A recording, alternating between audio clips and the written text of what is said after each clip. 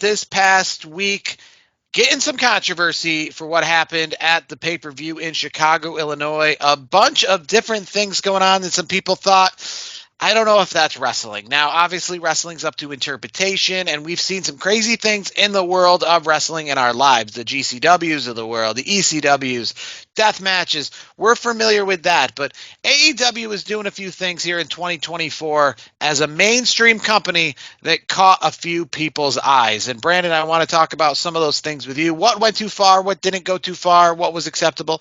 And we'll kind of go, I guess thing by thing that is of noteworthy. And we'll start off with Jon Moxley, the bag over the head of champion Daniel Bryan, or Bryan Danielson, after retaining his championship belt, and essentially choking him out with a bag over his head, trying to deprive him of oxygen. What do you think about that at All Out? Yeah, I wasn't a big fan of that. That's not wrestling for me. I get you want to be, you want to be hardcore, you want to be extreme, you want to do these things, but like to me, like I just, if you want to have a niche audience, sure, that's great. But if you really want to grow your brand, I don't think you should be doing stuff like this, because you think parents are going to let their kids watch that over WWE at this stage of the game? No, they're probably not. Any parent that I would know, that I do know, would probably say the same thing I'm going to say right now. It's not for kids. It's just not. And if you're trying to grow your fan base, I get it. It's a pay-per-view. It's later in the night. I get that part of it. But what WWE still does is they still cater enough to the kids, so they're growing that base. Because people like you and I watched the whole show. All Out was a good show. I'm not going to deny that. It was a good show. Mm-hmm. But people like us, we're going to get older and older, sadly to say. And what's going to happen to the fan base? Like, it's an older niche, older adult wrestling, show and a program. For me, I just, the bag thing, I could have done without it. I don't mind blood. I don't mind I don't mind hardcore, but some things are a little too graphic. And I think, if you want to be GCW, just label yourself GCW. I guess the thing is, when it comes to wrestling, right, is the idea of wrestling is the same idea as, I guess, football or any other sport, where like you're trying to incapacitate your opponent, but you're trying to do it in a way that leaves them to be still an opponent in the future. And I get it that nobody was really going to get hurt, I guess, in the regard here, but even just the story itself, right? It kind of harkens back in the day when like Triple H would hit people with a sledgehammer. It was very nonsensical, because why would Triple H hit with a sledgehammer over the head somebody who he wants to face for that WWE championship 2 months down the line? If I'm going to try to beat you for the championship at the next pay-per-view, probably not going to kill you right now. I'm going to try to beat you for the championship. I want to hurt you. I want to incapacitate you. I want to make you injured. So like in football, I want to tackle you. I might want to hurt you. I might want to sprain your ankle so you leave the game. I don't want the game to be forfeited because you're dead now, and now the game is over and it's 0-0. That's the kind of thing. Here's the thing, though, too. Like I like the whole Blackpool Combat Club, like the whole everyone turning on Danielson. Like, that was good. That was well done. That part of it was well written. It was well. I will say this, though. I don't know if you caught it. Maybe you did, but I knew something was up, because I saw Mox give the look over to, I believe, Claudio, and I knew right from there. I was like, yeah, that's happening. The only thing they needed to change about this segment at all was to just, and again, to keep it wrestling so that it's the same exact thing, just focus more wrestling related, choke him out, put it around his neck, choke him, that kind of thing. You know what I mean? And obviously you don't have to do like the Daniel Bryan did on Justin Roberts back in the day, where you're like really pulling him back, like a harness. Just kind of, like the traditional kind of like submission choke, maybe like wrap the bag around him and kind of, put your arm around him, like that kind of thing. The bag over the head, just that. There's one that's like hurting somebody. There's one in real life, I guess. I just think if you're fighting somebody or you're trying to kill somebody, those are two different things. Yeah. Make it look like you're fighting them, not like you're killing them. Well, and here's the other thing, too. Like, I'll say this, and I've said it before. I've said it many times over the years doing the show. Moxley, like, he's to me, like, I think he goes way too far. Like, I don't need blood in every single match that he does. I don't need him to be extreme in every single match that he does. Like, why can't you just wrestle? Like, I'm over Jon Moxley being extreme in every single match that he does. Like, you can tell a story without having Crimson, the Crimson face. You don't have to have the bag over the head like we just saw. Like, I mean, I'm not expecting him to go full WWE again like he was when he was Dean Ambrose. But like, dude, like, I want to see you wrestle. Like, you're a really good wrestler. I don't need to do this dumb shit that you keep doing. Moving on to something else that happened at the pay-per-view, now to the next and the main event match, which had a few things going on in it. That was Swerve Strickland and Hangman Adam Page. A really great story in general, obviously very tough story. That's kind of the gimmick here, very gritty. But we'll start off with the unprotected chair shot to the head from Hangman Adam Page to Swerve Strickland. This is a little more wrestling related because we've seen this in the past. I know things change and we don't see it as much now, but it's not like we haven't ever seen it. It's not like it wasn't a part of wrestling. But should it still be a part of wrestling today? That is a great question. I mean, and you mentioned, you brought the football aspect of the business, of the sports entertainment business just a moment ago. And as you know, CTE is a very big thing with concussions and in the brain. And yeah, I've actually, like, I used to be a fan of those type of chair shots, like I did, and then once the science came out where CTE is a real thing, and people's life, life after whatever activity they're doing is impacted. To me, like, you can still do it, you can still make it look gritty and tough, but you don't have to do it that way. So yeah, I used to like it, but with CTE and everything, I would rather see those wrestlers come back like a Bret the Hitman Hart did, years later, instead of, okay, they're, unfortunately they can't even walk anymore, kind of a thing. Yeah, I will say, kind of the switch off AEW though. You talk about Bret the Hitman Hart, right?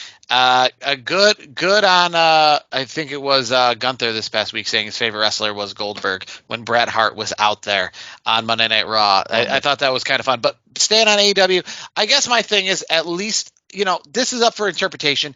And listen, I guess I don't want my wrestling to be too commercialized, homogenized, brought down to a point where we can't do anything that we do anymore.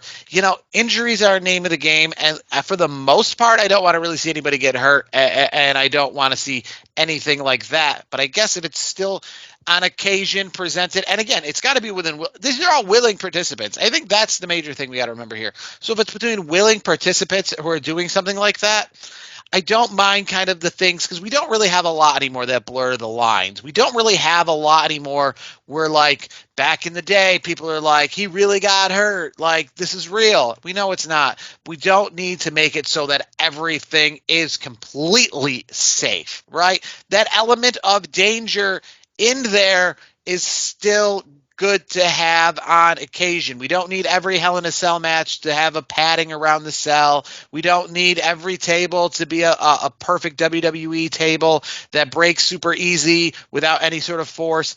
There's still like to be, as an old school person, some element of danger, some element of something that I cannot do that is more than just bona fide stunts, that is to that level. And I will say, on a regular basis, no, or on a basis where it takes away the impact of it, because I mean, that's the thing. The GCWs and the extreme CCWs of the past, or XPWs, do things that take away their impact, and it's just hitting someone for the sake of hitting someone, and then it makes it feel like it has no purpose. So if you're going to do this as like a big finale of a blood feud, if this is your Hell in a Cell, if you will, this chair shot is like the do-all, end-all, maybe, right? But I'm okay with it here in just this sense, because it is wrestling. It is something that is synonymous with wrestling. It is something that if you play the wrestling video game, that you can do as a character on the game, which is something you can't do in the final thing we'll talk about here, and that's near the end of the match. I think probably maybe the worst thing of the whole night, and that is the syringe to the cheek of Swerve Strickland from Hangman Adam Page into his mouth. I was not a fan of this at all whatsoever. Brandon, what about you? Yeah, no, I don't. I've, it's a sore subject with me. I've had friends of mine that, have, had those situations and they passed away from, doing things they shouldn't have been doing. So it's a very sensitive thing for me. And it's, we have an epidemic, I think is the right word, if I'm saying that correctly. Across the country. And I think with the way things are with that, I think that was crossing the line. I will say though, in that same match, there was one other spot that was very extreme, but I did mind it.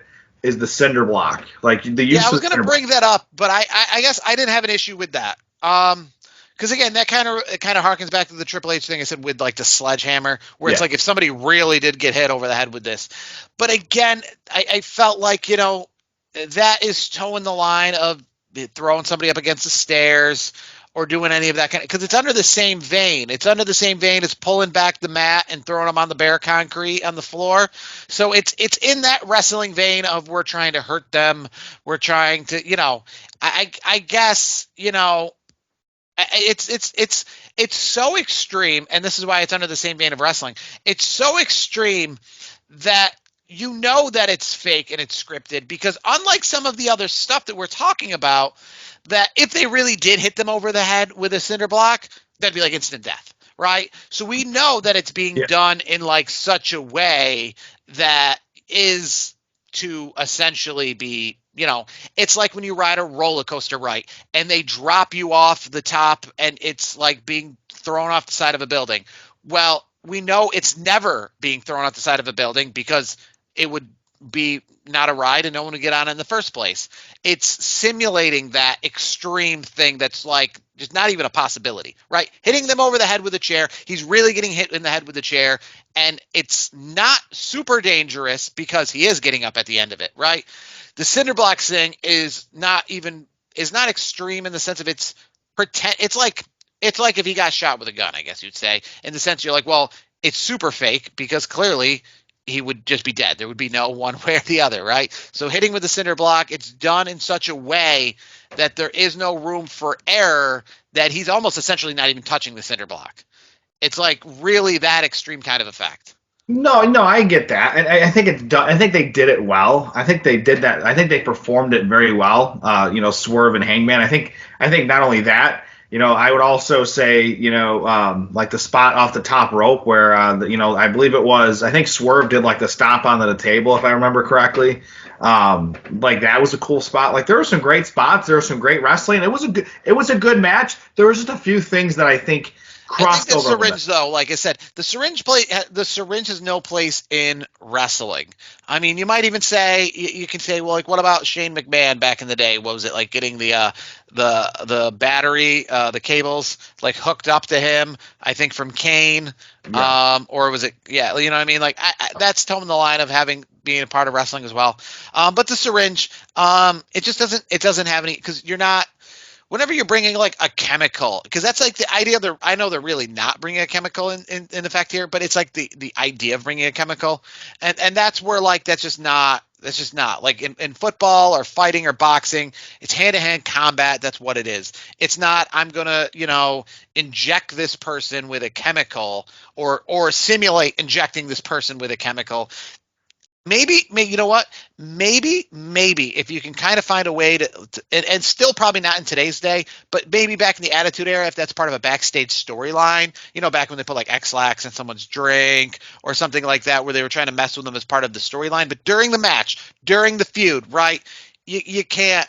That's not a part of combat. Like putting a needle in someone's mouth and simulating like injecting them with anything is not part of combat. It's not part of simulated combat. Like I said, on the video game itself, you can throw people through chairs, you can throw people off the cell, you can do all those same things, right? There's no video game, there's no AEW game or WWE game where a guy's pulling out a syringe and he's putting it in and he's holding somebody down and he's putting it in their mouth and trying to like drug them up. That's not a part of the game in a match. You can't simulate that. You're going to hit him with a chair in the game. You're going to hit him with the flaming bat in the game. You're not going to do that part. So it's just not wrestling. It has nothing to do. I don't want it to be honest with you. I don't see it in any wrestling. I'm good with it. Not in GCW or anything. It just doesn't do anything.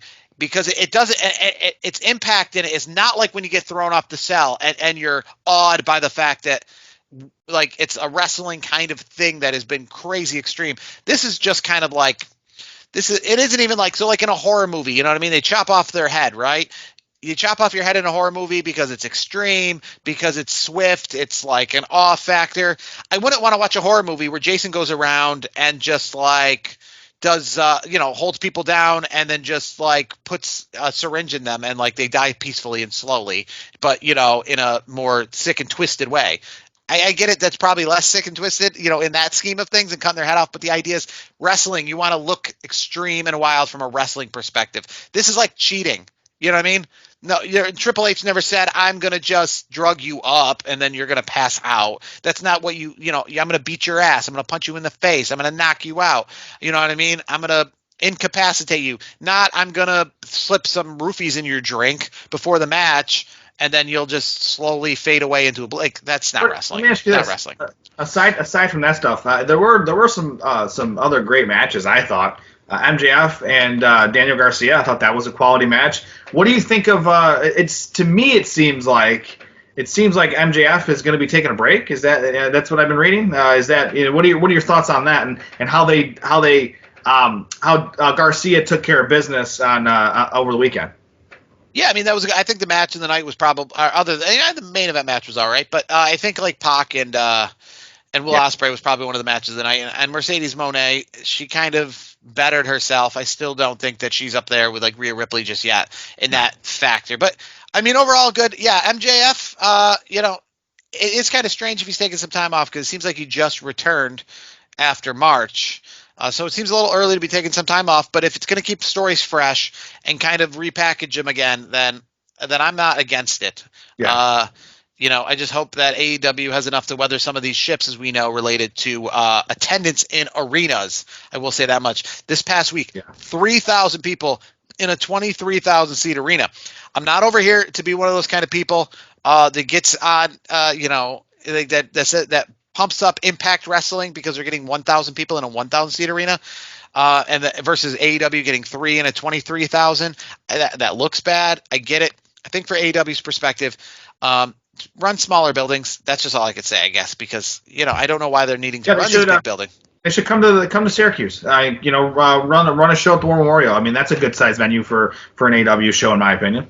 I will say there's never a bad time to attend an AEW Dynamite taping, which I'll be doing next week. But if I had one kind of time where I say I wouldn't want to attend an AEW Dynamite taping, if I had to have some caveat, it would probably be the week I'm going to attend, which is next week in Wilkes-Barre, Pennsylvania, which is 1 week removed from like a pay-per-view quality Dynamite that they're pumping up at AEW Grand Slam in New York City. So I just got a feeling that if they're going to do one of these spur-of-the-moment championship matches, it's not going to be at the AEW Dynamite. Hopefully they still put on a good show, but it's like going to a go-home show. Maybe even worse because of the fact that AEW Dynamite in 2 weeks is so stacked and everyone is essentially trying to get to that Dynamite and then the pay-per-view following it, that this is essentially a go-home show for another Dynamite.